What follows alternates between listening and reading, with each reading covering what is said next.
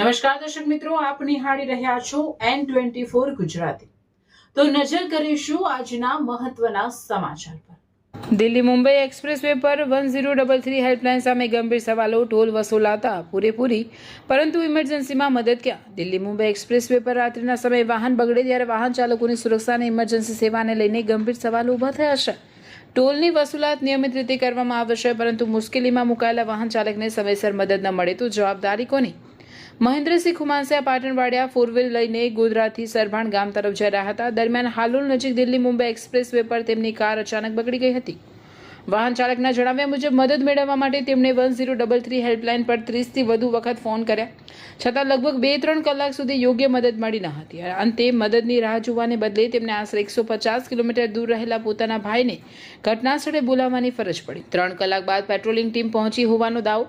વાહન ચાલકના જણાવ્યા મુજબ લગભગ 3 કલાક બાદ હાઈવે પેટ્રોલિંગની ગાડી ઘટનાસ્થળે પહોંચી હતી, જોકે ત્યારબાદ પણ યોગ્ય સહાય ન મળ્યાનો આક્ષેપ કરવામાં આવ્યો છે।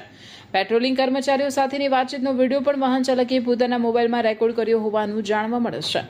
જો 1033 હેલ્પલાઇન પર 30થી વધુ વખત ફોન કર્યા બાદ પણ સમયસર મદદ ન મળે તો આ હેલ્પલાઇનની કામગીરી સામે સવાલ ઊભો થવો સ્વાભાવિક છે। 1033 હેલ્પલાઇન ખરેખર ઇમરજન્સીમાં મદદ પહોંચાડવા માટે છે કે માત્ર હાઈવે પર બોર્ડ લગાવવા પૂરતી જ સીમિત છે? વાહન ચાલકો પાસેથી ટોલની પૂરેપૂરી વસૂલાત કરવામાં આવે છે તો મુશ્કેલીના સમયે જરૂરી સુરક્ષા અને ઇમરજન્સી સેવા પૂરી પાડવાની જવાબદારી પણ સંબંધિત તંત્ર અને હાઈવે સંચાલક એજન્સીની બને છે। ખાસ કરીને રાત્રિના સમયે એક્સપ્રેસ વે પર વાહન રસ્તા વચ્ચે બંધ પડી જાય ત્યારે લાંબા સમય સુધી મદદ ન મળવી ગંભીર બાબત છે। સંબંધિત હાઈવે ઓથોરિટી અને ટોલ સંચાલક એજન્સીએ સમગ્ર ઘટનાની નિષ્પક્ષ તપાસ કરવી જોઈએ। 1033 હેલ્પલાઇન પર થયેલા તમામ કોલનો રેકોર્ડ તપાસી 30થી વધુ કોલ છતાં મદદ કેમ ન મળી? પેટ્રોલિંગ ટીમને સ્થળે પહોંચવામાં 3 કલાક કેમ લાગ્યા અને સ્થળ પર પહોંચ્યા બાદ યોગ્ય સહાય કેમ ન મળી તે અંગે સ્પષ્ટતા કરવી જોઈએ। જો ટોલ વસૂલાતમાં તંત્ર એટલું સક્રિય છે તો સુરક્ષા અને ઇમરજન્સી સેવા આપવામાં પણ એટલી ઝડપ અને જવાબદારી કેમ નથી? વાહન ચાલકોને માત્ર આશ્વાસન નહીં પરંતુ સ્પષ્ટ જવાબ, અસરકારક તપાસ અને જવાબદારી નક્કી કરતી કાર્યવાહી જોઈએ। અંતે વાહન ચાલકોનો સીધો સવાલ છે, દિલ્હી મુંબઈ એક્સપ્રેસ વે પર ગાડી બગડે તો 1033 પર કોલ કરવો કે પછી 150 કિલોમીટર દૂરથી પોતાના સગાને બોલાવો? આ સવાલનો જવાબ હવે સંબંધિત તંત્રએ આપવો પડશે। બ્યુરો ચીફ અલમાસ બાદશાહ, N24 ગુજરાતી ન્યૂઝ। મારી ગાડી 6:30 વાગ્યાની બગડી છે। NHI વાળાને મેં અત્યાર સુધીમાં 60 ફોન કરી ચૂક્યો છું। એક નંબર પરથી મારી જોડે 4 માણસ હતા, મારી જોડે એ લોકોના ફોન પરથી કરી ચૂક્યો છું।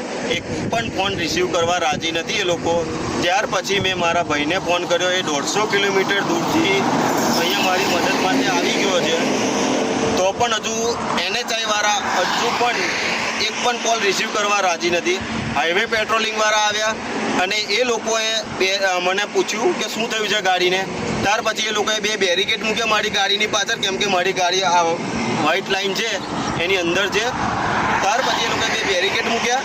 પછી અમને એવું કીધું કે તમારી ગાડી ટોઈંગવાળા આવે અને લઈ જાય, ત્યાર પછી તમે આ બેરિકેડ 2 સાઈડ પર મૂકીને જજો। તો શું એ લોકોને બેરિકેડની ચિંતા છે?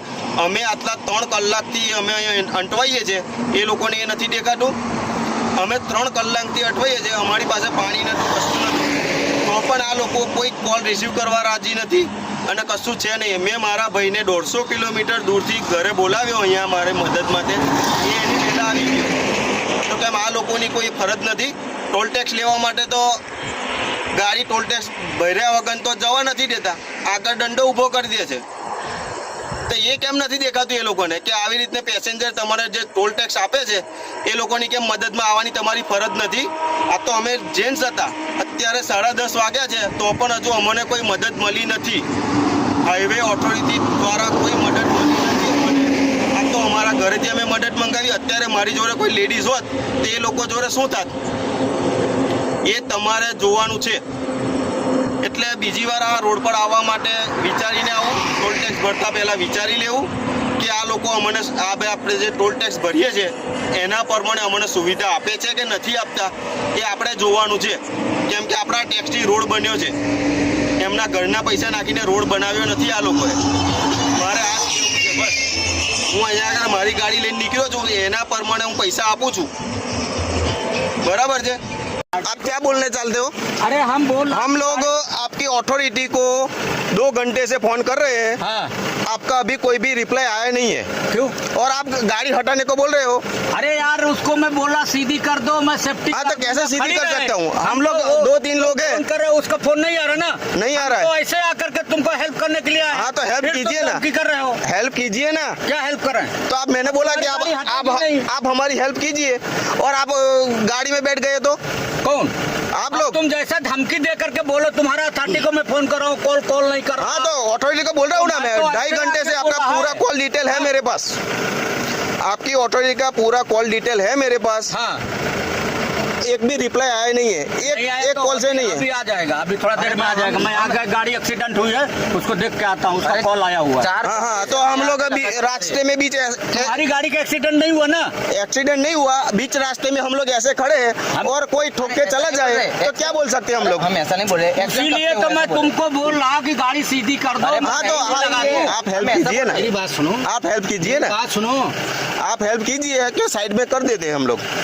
हाँ जी, हाँ बोलिए, आप बोलिए। आप हाँ, क्या बोलिए, बोलना बोलिए। है? हम ऐसा बोल ये रहे बोल रहा हूँ, हाँ। कोई भी चीज जो प्रेम से हो जाता है ना। अरे नहीं, हाँ प्रेम से नहीं, आपकी ऑथोरिटी का सवाल है। ये हमारे हम पास 4 कॉल नहीं आया, आपने कॉल किया, बात हम उस बात को मान अरे, रहे हैं। हाँ, हम पेट्रोलिंग में आए, देखा गाड़ी खड़ी है तो हम हेल्प करने के लिए खड़े हो गए। हाँ तो कीजिए ना हेल्प, मैं कहाँ मना कर रहा हूँ? मैं अभी सीधा रोड कि पे आप लोग हेल्प कीजिए, मैं कहाँ मना कर रहा हूँ? आप, मैंने बोला और आप गाड़ी में बैठ के चले जा रहे हो तो तुम तो उसी तरह से बात करो, मैं कैसे हटाऊं? हम अरे, बोला हाँ तो मैं कैसे हटाऊं? हम हटाने के कैसे लिए हटा बोला, सकता आप- हूँ? पूरा मेरा गाड़ी का व्हील जाम हो चुका है। हाँ तो हम लोग ये इतने चीज लोग बोलो हैं। ना कि हाँ गाड़ी जाम हो गया, नहीं हट रही है। हाँ। बस इसी पर हम उसको सेफ्टी कर देंगे। हाँ तो बस कर हो गई दीजिए कहानी ना। खत्म। हाँ तो कर दीजिए ना। तो एकदम धमकी दे रहे हो, कैसे हटेगी? अब हेल्प तो नहीं, हमसे नहीं हटी तो हमको हमारी जान की चिंता है कि नहीं है? हमको तुम्हारी जान की हमको भी चिंता है, हम इसीलिए हाँ। करते रहते हैं। इसीलिए मैं लेकिन बोल तुम रहा हूँ। अब धमकी दे करके बोलने लगा। धमकी ना कहाँ मैंने दी? हम लोगों से देखो देखो, हमारी गाड़ी गई यहाँ से पेट्रोलिंग में, दिन का स्टाफ गया है, नहीं 4 आया, घंटा नहीं हुआ। नहीं 4 घंटे नहीं, हमारा 2-2.5 घंटा हुआ है। 2-2.5 घंटे से इधर हम लोग बिना पानी के खड़े हैं, पानी भी नहीं है। हाँ तो पी लो। दीजिए। अरे हम ऐसा नहीं पानी पी लो, पानी हाँ, लाए हैं। हाँ, हाँ, अब दीजिए, पानी दीजिए। पिलाने के लिए हाँ, है, हाँ, गाड़ी को दीजिए, हेल्प दीजिए। करने के लिए, लेकिन धमकी दे करके मत बोलो यार। धमकी नहीं दी सीधी है, करो, इसको आपकी करो। ऑथोरिटी का नंबर दिया हुआ है। हाँ वो नहीं लग रहा है। सुनो, हाँ आप जो फोन लगा रहे हो, हाँ। ठीक है ना, वो डायरेक्ट हमारे पास नहीं आता है। हाँ वो आपकी ऑथोरिटी के पास NHI NHI के पास जाता है, बराबर। NHI क्या करती है, वो हमारे हेड ऑफिस फोन करती है। हम लोग एक भी कंपनी कॉल, वाले हैं, उन लोगों का एक भी कॉल लगा नहीं लगा, वो वेटिंग बात पे ही से बोल हम रहे हैं। है आपकी। हेलो, बिजी होंगे तो कितना बिजी? उनका यही काम है। 1 घंटा अरे, सुनो, बिजी हो सकता। उनका यही काम है, हमारी ड्यूटी है, हम अपने रोड को चेक आप करके अपनी आदमी ड्यूटी को कर हेल्प रहे हो, लेते हैं। आप अपनी उनके ड्यूटी फोन कर रहे आने के पहले वो NHI तो का आपकी हाँ, आपकी ड्यूटी आप कर रहे हो, बराबर। हम NHI का फोन आने के पहले हम वहाँ पर स्पॉट पर पहुँच जाते हैं कि गाड़ी कोई प्रॉब्लम में है।